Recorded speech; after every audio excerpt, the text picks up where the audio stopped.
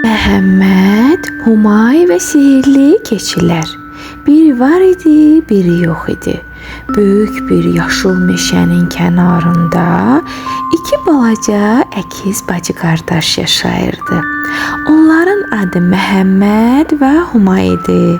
Bir gün Məhəmməd və Humay həyətə çıxıb oynayırdılar. Birdən uzaqdan qəribə bir səs eşitdilər. Humay təəccüblə soruşdu: "Bu nə səsdir?" Məhəmməd dedi: "Gəl gedək baxaq." Onlar səs gələn tərəfə qaçdılar. Ağacların arasında iki balaca keçi gördülər. Biri alabulaboz keçi, o biri isə qoşa buynuzlu keçi idi. Keçilər uşaqları görəndə sevindilər. "Mə, xoş gəlmisiniz."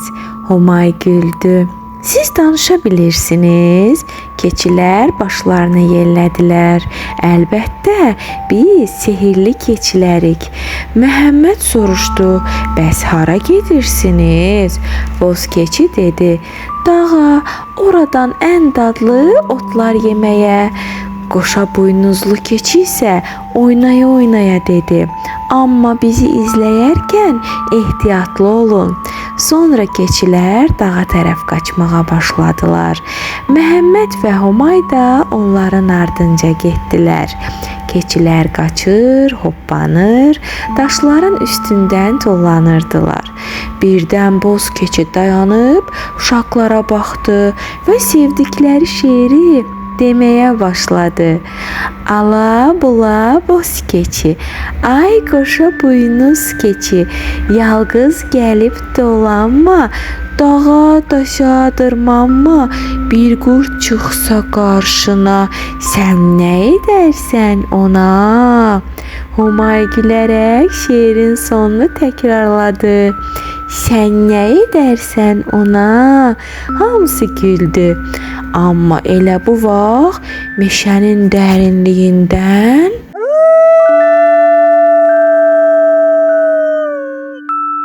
deyə bir qurd səsi gəldi. Keçilər bir anda dayandılar. Humay Məhəmmədin əlindən tutdu. "Məhəmməd, qurd gəldi." Məhəmməd sakitcə dedi: "Qorxma, biz keçilərlə birlikdə təhlükəsiz yerə gedəcəyik." Onlar tez böyük bir qayanın yanına çəkildilər. Biraz sonra ağacların arasından boz bir qurd göründü. Keçilər qorxub uşaqların arxasında gizləndilər. Amma qurd yaxınlaşanda heç kimə hücum etmədi. O, kədərli-kədərli ətrafa baxırdı. Humay asta səslə soruşdu: "Sən niyə beləsən?" Qurd başını aşağı salıb dedi: "Mən balaca balamı itirmişəm. Onu axtarıram." Məhəmməd və Humay bir-birinə baxdılar. "Biz sənə kömək edərik."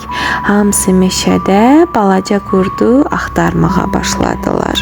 Bir ağacın arxasına baxdılar. Heç nə yox idi. Daşların yanına baxdılar. Heç nə yox idi. Nəhayət Humay uzaqdan balaca bir səs eşitdi. "Tapdım," deyə Humay sevindi. Balaca qurd bir kolun arasında qalmışdı. Məhəmməd və Humay onu çıxardılar. Ana qurd balasına sarıldı. "Çox sağ olun balaca dostlar." Keçilər də sevincək hoppandılar. Boz keçi gülümsəyib dedi: "Gördünüz, meşədə hər kəsə kömək etmək olar, amma dağa daşa çıxanda tək gəzmək olmaz." Humay başını yellədi. "Həmişə birlikdə gedəcəyik." Məhəmməd də dedi: "Və böyüklərdən uzaqlaşmayacağıq." Keçilər yenə şeir oxumağa başladılar. "Ala bula boz keçi, ay qoşa buynuz keçi, yalqız gəlib dolanma, dağa daşa dırmanma." Bu dəfə Məhəmməd və Humay da onlara qoşuldular. "Bir qurd çıxsa qarşına, sən nə edərsən ona?" Hamısı birlikdə güldü. Günəş yavaş-yavaş batırdı. Məhəmməd və Humay evə qayıtdılar. Keçilər isə dağın başında dayanıb onlara əl etdilər. Sabah yenə görüşərik. Məhəmməd və Humay əl yelləyib dedilər: Sağ olun sehirli keçilər. Beləcə Məhəmməd, Humay və sehirli keçilərin dostluğu davam etdi. Göydən 3 alma düşdü. Biri Məhəmmədə, biri Humaya, biri də bu nağılı dinləyən balaca dostlarımıza.